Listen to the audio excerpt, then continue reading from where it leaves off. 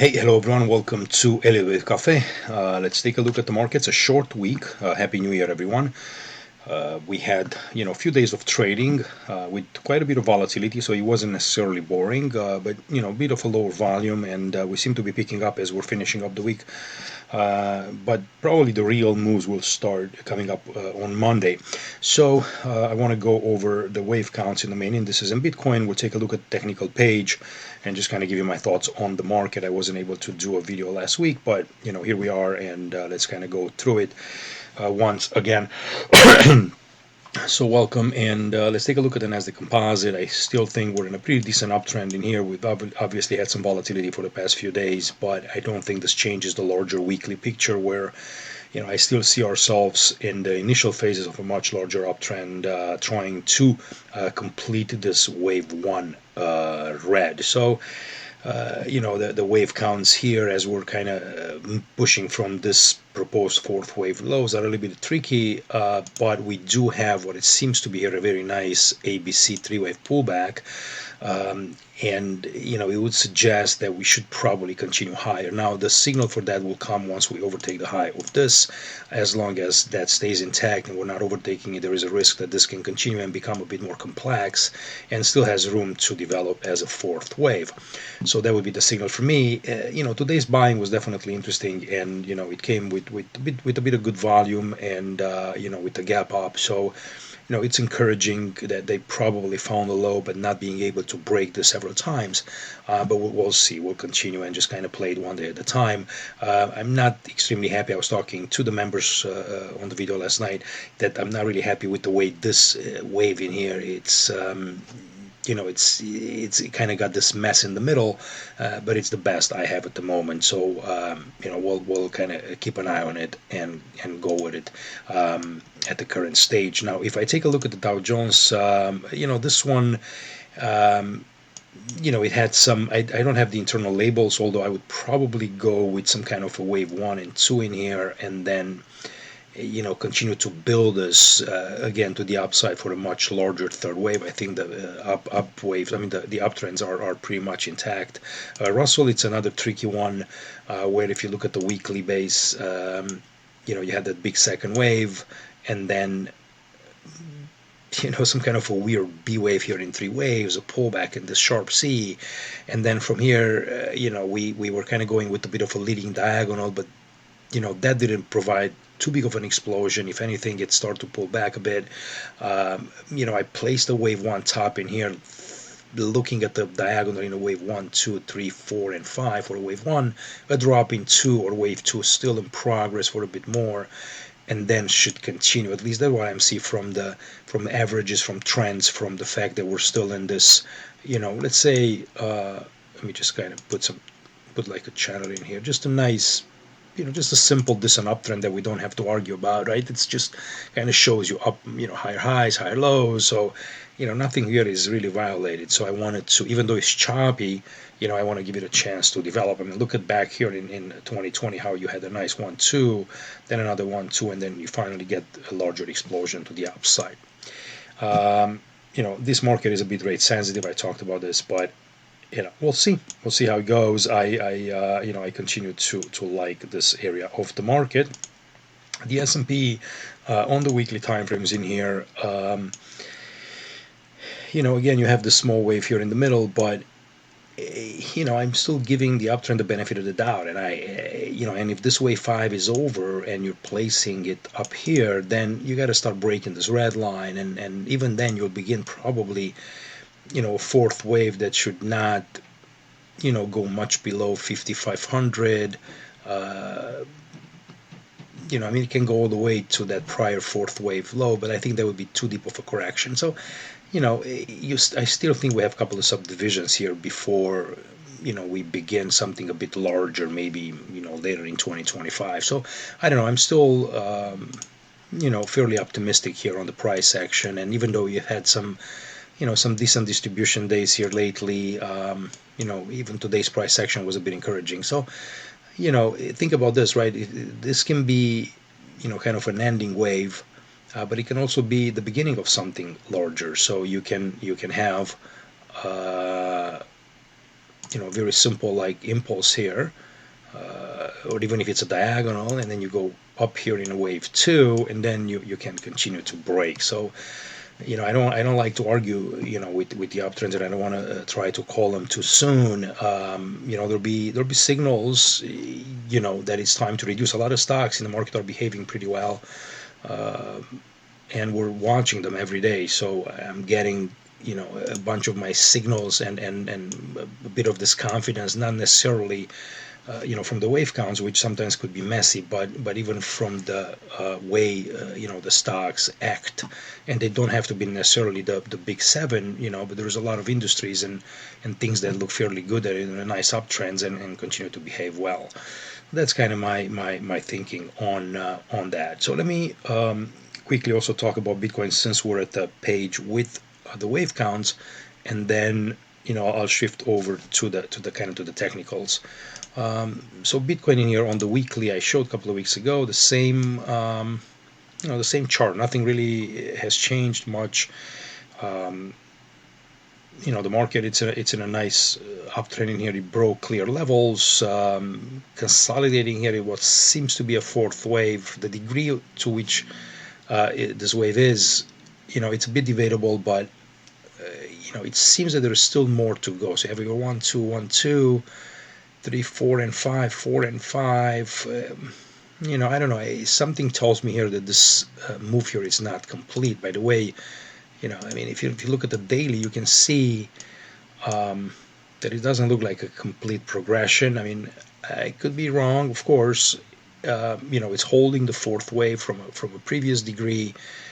If you're in this fourth wave, I mean, there's a bit more room to go. Even if you go to 38.9, that would be about 82, and it still wouldn't necessarily damage the count. You can even do, what we call like a channel between wave 1 and the proposed wave 3, projected from wave 2 low, kind of. It's still in a nice kind of an uptrend. So I was thinking, what if this, it's still that, so maybe that's how it looks, and you have this fourth wave forming a bit more, and then I don't know if I'm necessarily forcing a wave 3 in here too much, but you're never really sure on the degrees of the wave 4, especially when it starts to get a bit messy in here. So either way, I think either under this fourth wave orange or the fourth wave purple, there's still more upside above 110 before we can say, hey, maybe this initial move off the low is complete in this wave 5 red, wave 1 of 5, what I think it will be. But we'll deal with that once we find maybe some kind of a top, or a we begin some kind of a pullback, let's say from a bit higher, and then we'll see if how this will behave, if this 5 has to move here, or if this becomes and it moves much higher. Nobody really knows how that will unfold. All right, so that's on kind of from the Bitcoin price section. I mean, I'm still fairly bullish. I talked with the members yesterday on the XRP. I did a bit longer video discussing some of these upside targets, towards the cluster of zones when you have an extended third wave. I have a video on YouTube about it too, with the projections. If you go in the learning videos there, you'll see when you have an extended third wave, you're looking for the 61.8 multiples, and then one-to-one equality with the wave. I don't want to get again into those details, but like this wave 1 and this wave 5, and is that relationship 61.8 and 100, then you have clusters, wave 5 compared with the wave 3, and then this way you can find some decent projection to the upside. I think the XRP, it's still it's probably going to overtake this. I mean, short of having a quick let's say failed move into like 280, maybe if you do like a truncated fifth wave, but even in terms of time, I said probably by February, if this wave 4 gets equality with the wave 2. But both situations, I think there's still a bit more upside to go here in that. So anyway, that's just a quick thought there, but I talked about it in more details yesterday. So, all right, let's take a look quickly at the technical page here and give you my thoughts here quickly on how it looks. I like to look at the weekly candles and how everything kind of closes. NYSE, it was behaving pretty well, even better than S&P. And today's volume, I mean this week's volume was pretty good. You're still above that 50 RSI. I like to see that on the weeklies to kind of still have confidence in the uptrend. So these are as good of a levels to buy as maybe this back here were, because you're coming into that 40 week moving average right there. Right, that's the 40, yes, in the orange, I'm sorry. And then you have your 50 RSI. So it's a decent place where bids can come in, and the market it's showing. I mean, you had an inside day, and now you're kind of coming back from it. You never know. I mean, next week they might just you lose the low of this week. I think you're going lower. You're going to break this and probably go all the way up here towards in the NYSE towards 18,380. That would be kind of the next leg, which means that this correction will have more room to unfold, and you got to get out. The S&P didn't even reach that far from it. If anything, right, we're back almost above the 10-week moving average, closing on a very kind of small hammer. On a bit higher volume, still above the 50 RSI. The uptrend here is completely uninterrupted. There's nothing wrong with this moves here, so this kind of gives me a bit of confidence. Nasdaq composite also didn't even close below the 10-week at all like the S&P did, and it just kind of bounced back from it. Small candle, but the action is just clean. I mean, if you look at this, you see a few candles. There's nothing massive here that disturbed this trend in any way. So volume came in, RSI is fine, so that's good. Dow Jones was struggling, but above this 40 week, and it's still in an uptrend here. Looks good. RSI resetting. So let's see if we can get back above that 10-week moving average next week. That would be a very good clue that we could make new all-time highs, especially if it comes on a good volume. I like to see a candle like this, right, or even something like that, something that looks a bit stronger and fully owned by the bulls to kind of tell me, hey, press the acceleration. IWM came on higher volume than last week, hovering above 50 RSI perfectly, just continuing that simple uptrend. And I don't know if it's necessarily time to buy just yet, but I like what I see by it holding for a couple of weeks now and them coming back. So we'll judge it as we're beginning the trading next week. And then Bitcoin, I mean, look at this chart, right? There's nothing wrong here.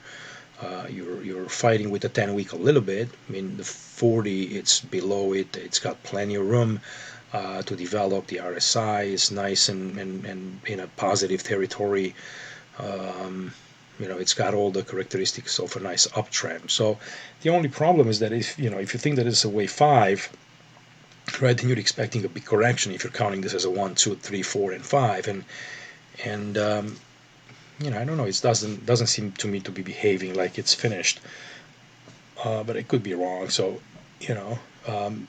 I'm just going to continue to watch the price action, and they'll tell me, hey, time to get back on the accelerator. Because if you go on the daily, and this is another, I do this basically as part of my daily routine where I go through these charts and kind of read them, try to make sense of the price and volume action with averages every day. But let me show you here Bitcoin. So if you break above 100K, right there, I think that's a good sign, right? Because that would make this a nice kind of a corrective ABC, and and that would be the signal to kind of get back on the long side. If you start to fail from here and come back, then we know we're looking at a deeper correction, and we got to be careful, with that, other fourth wave that I talked about. So that's kind of one way to just kind of look at that. And then U.S. dollar was very strong. I mean, this was, it's a bit worrisome still, being so strong in here. And so far, the markets, have pulled back slightly, but did not get nearly the damage that they probably should have with such a strong dollar. I mean, went up 7 points in here ever since it failed to break further below that 200-week average. So here we'll see how it behaves, but yields are also kind of elevated, right? That's a risk. Gold doing nothing wrong, probably consolidating some kind of a triangle in there, looking for further upside. And that's about it. So anyway, thanks everybody for watching. You know where to find me. There's a link to our Elevated Cafe room on Substack below this video, and any comments, leave them in there. Thanks for watching. I appreciate you. I'll talk to you soon. Bye bye.